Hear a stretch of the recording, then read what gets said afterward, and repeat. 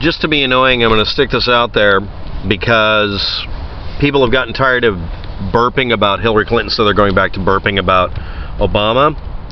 And yeah, this is filler material. If anybody's curious, for the last couple of days, I've been annoyingly sick to where it made me exhausted, and I spent one day, I just did not get out of bed. Wasn't really sick, I was exhausted. I hate that. Because I felt otherwise fine until I tried to stand up, and I'm just like, I'm really tired. So I literally stayed basically I stayed at home, in a way. It's kind of funny. But anyway, here we go. Obama, wedding ring. There is no God but Allah. Oath of office on a Koran, or a Quran. The Duran Duran. Koran Quran. That's the video title. So here we go. The actual full listing for the statement is, there is no God but Allah, and Muhammad is the messenger of Allah. The image used for showing that there's a wedding band that says that is intentionally blurry and low resolution. And the same image, or very similar, showing the same ring, close-up, showed that it's in a plain abstract loop pattern and in a gold band. That's it. And it may not even be really a wedding band. I don't really know or care. It's a piece of jewelry. The fact is that you can get a good look at it, and someone basically took a blurry image and drew what they thought were Arabic letters. I'm going to include a link to an imager. I stole it from someone else's imager. It's a stupid meme because it doesn't spell out anything like that.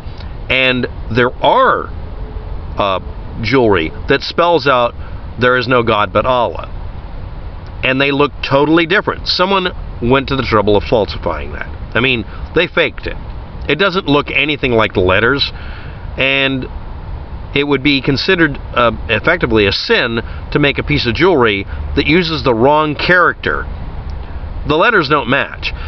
Unless you're willing to look up every variation of Arabic writing, it doesn't say that. Anybody who says otherwise is literally just lying. I'm not even going to discuss it.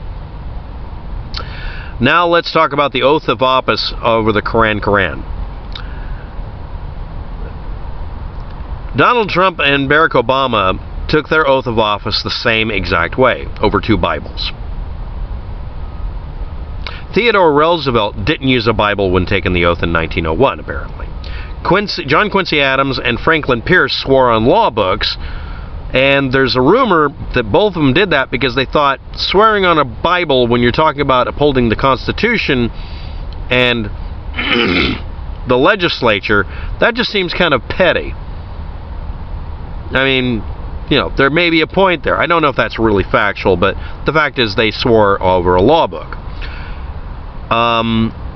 Ignorant, illiterate politicians and truthers say a Bible's required for taking an oath. It is not. This is a secular society, and it's shoved down your throat. There are some situations where a Bible is required, but you can state factually, I'm not part of that religion, and it would mean nothing if I did that. And they're not allowed to do otherwise. In fact, it literally says for the oath of office for the presidency and a few other things that you might think it requires a Bible, it has to be said over some form of respected volume or book. They left it vague in the first place. Some states actually require a Bible and then find out not everybody is going to swear over a Bible. Well, it has to be over a holy book. No, it doesn't, because a person can say, no, I'm an American. I don't have to obey your dumb rule. You can, and do you swear to uphold and defend the Constitution? That's literally what it says. You can read about what the oath says, and you can say, I do. That's it. You don't have to say, so help me God. All you're doing is affirming to it. In the past, people did that, but the fact is that originally, no one, and I'm not kidding about this, no one made a requirement that you had to say, I swear to God, or I will swear over a Bible, or a stack of Bibles. In fact, in many courts, you weren't required to do that. You were required to simply swear that you would tell the truth. And I don't know if you know about this, but testimony, the word for it, is based on putting your hand not over a Bible or a law book, but over your genitals. Because you were, that is, I'm not, no, shut up. Testimony means that you're testifying, testy. You are swearing on the loss of your genitals that you're telling the truth. That is literally what the word comes from. So you might understand a traditionalist would be upsetting in these days, because you're literally saying, I swear on my genitals that I'm not lying to you, because you'll cut them off. So if you want to have some historical revisionism not happen, if you want to keep it traditional, I think it's offensive to put your hand on a Bible at this point. If you're saying your sworn testimony, put your hand on a Bible.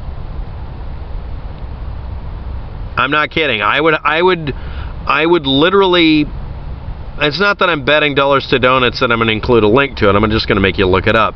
There might have been a couple of religious groups that objected to using their book for a testimony statement.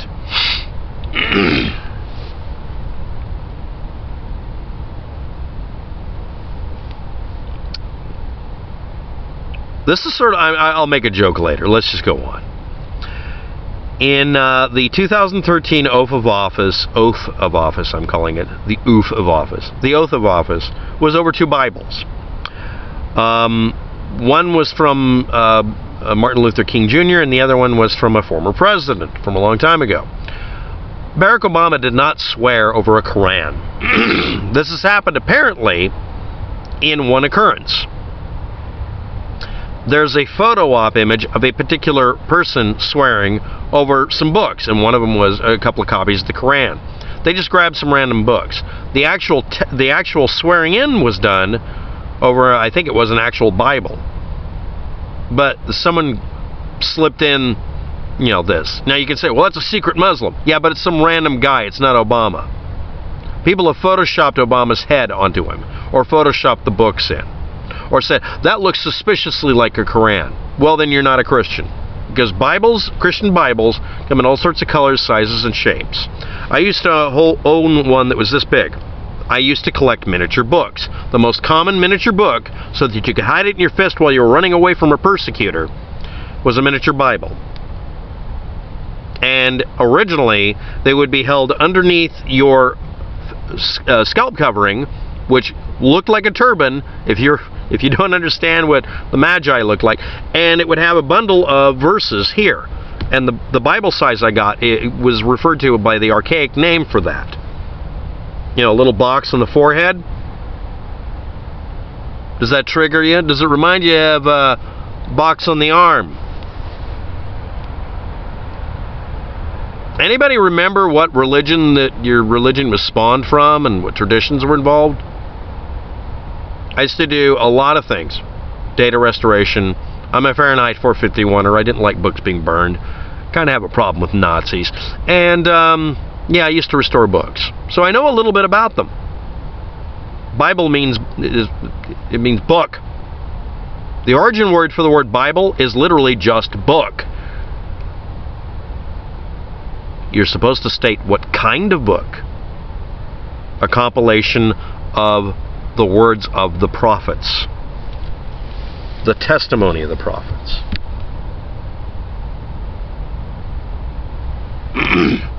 By the way, I kind of look up to Job. So anyway, here we go. Besides Theodore Roosevelt and other people, many senators and governors and legislators have taken an oath of office over random objects. One of them was done over a prayer book while on an airplane after certain murder happened. Would you like to invalidate that? Well, guess what? We're in the United States. You're not allowed to invalidate a presidency because you don't like what they swore over.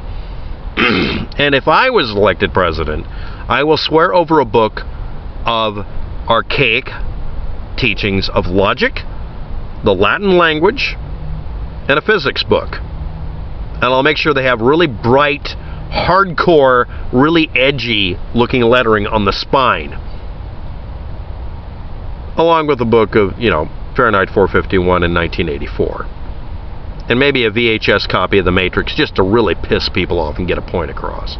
But it does not require that I have a Bible. And if you want to make a law that says your religion has to be represented, there's a bunch of atheists like me who would do a little pushback and say it's illegal to use any holy book, and then everybody would ignore it because in the United States it's against the law for you to say you can't use your book that you prefer. You can swear over a Bible, math book, logic book, or a history book, which I think would be a little better right now.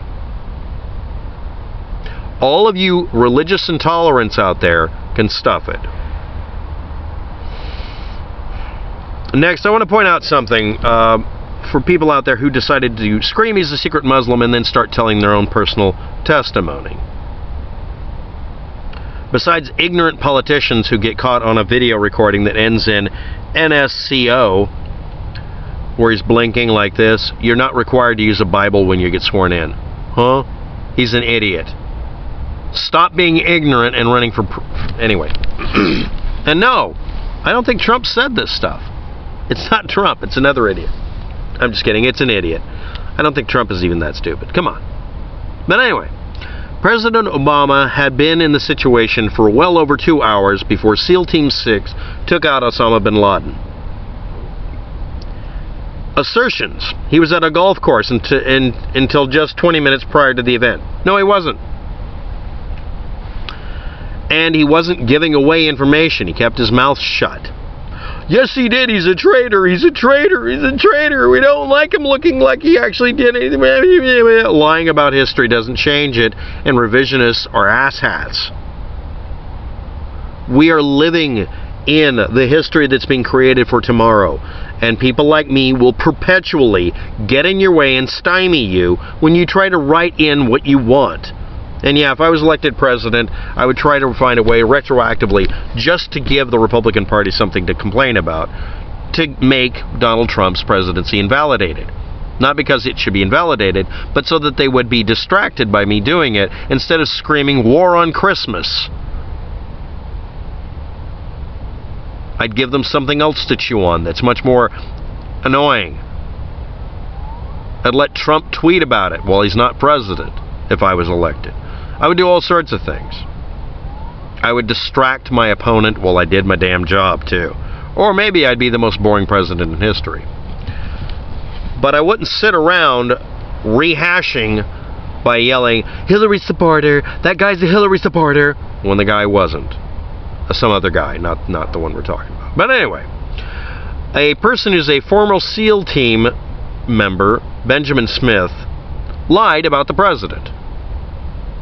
Why falsify your facts or your testimony? Why don't you think it's dishonorable discharge time when you do that? Lying about the president. Benjamin Smith lied about the president. Lots of former military people lied about the president because for them lying was more important than having a little bit of dignity and a little respect, not for Obama, but for reality. I find that highly offensive. Totally triggered. But all I'd ever do is just not invite him to a party. Thanks for watching. Have a good day. Good luck.